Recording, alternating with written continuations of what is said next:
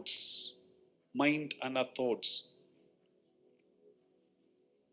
What is stored in the mind and thoughts is very important. And the seventh point, the doorway, is mind and thought. Let's read this word of God. 2 Corinthians chapter 11 verse 3.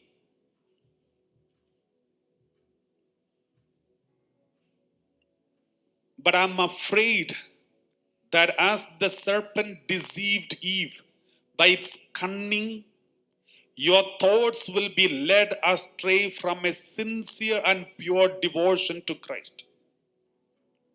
My dear brothers and sisters, a mind can be perverted if we entertain wrong conversations, if you listen to wrong people, if you listen to wrong information, a mind may be perverted.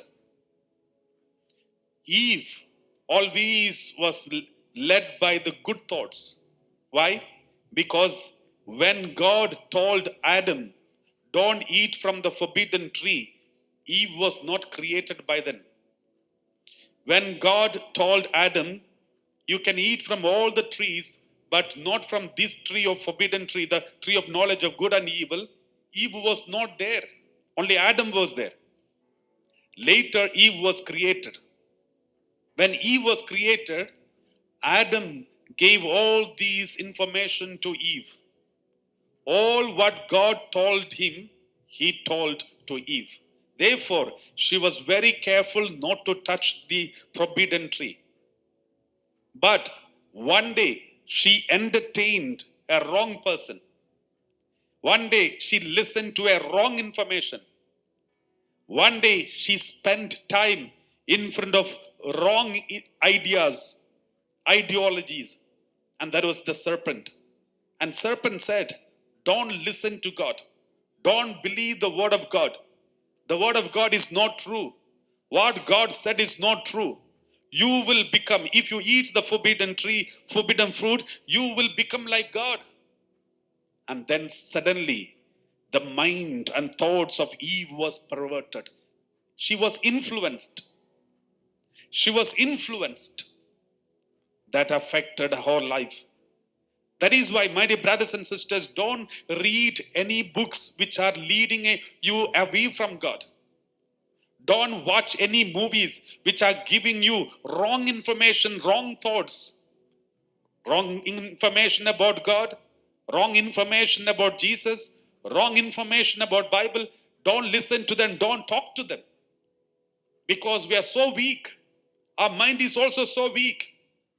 This deceiver will deceive our mind and make us to think wrongly.